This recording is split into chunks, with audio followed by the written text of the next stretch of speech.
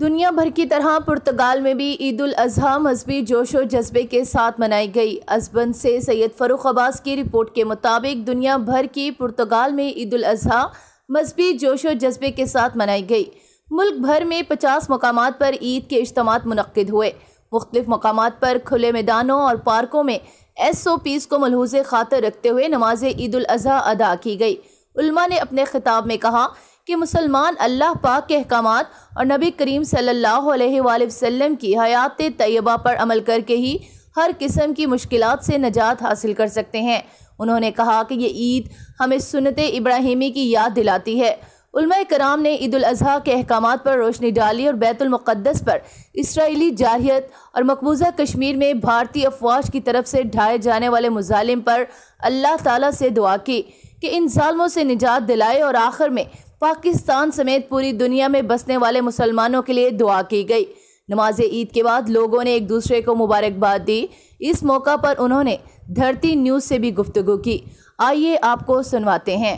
بسم اللہ الرحمن الرحیم۔ جی، میں پاکستان اتحاد پرتگال کمیونٹی کی جانب سے پرتگال میں، پورے یورپ میں اور دنیا میں بسنے والے تمام مسلمانوں کو عید الاضحیٰ کی بہت بہت مبارکباد۔ عید الاضحیٰ کا مقصد بیسیکلی قربانی اور اظہار ہے۔ اللہ تعالیٰ ہمیں اس درس پہ، اس سبق پہ عمل درآمد ہونے کی توفیق عطا فرمائے، اور میری پوری دنیا میں جو اس وقت وبا پھیلی ہوئی ہے، اللہ تعالیٰ سے دعا ہے کہ اللہ تعالیٰ ان معاملات کے اندر آسانیاں پیدا کرے۔ اپنا بہت سا خیال رکھیں۔ پاکستان زندہ باد، پرتگال زندہ باد۔ بسم اللہ الرحمن الرحیم۔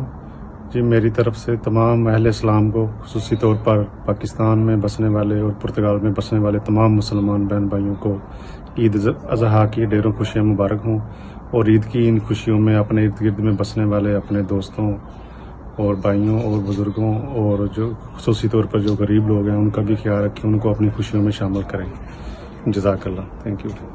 نحمدہ و نصلی علی رسولہ الکریم، اما بعد۔ تمام اہل اسلام کو، اہلیان پرتگال، میری طرف سے بہت بہت عید مبارک اور قربانی مبارک، حج مبارک۔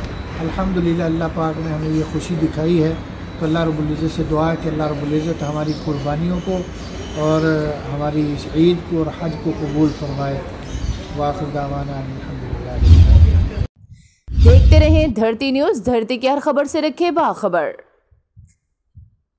پاکستان سمیت دنیا بھر کی تازہ ترین خبروں سے ہمہ وقت اپڈیٹ رہنے کے لیے پلے اسٹور میں ٹائپ کیجیے دھرتی نیوز اور ڈاؤن لوڈ کیجیے اینڈرائڈ ایپ۔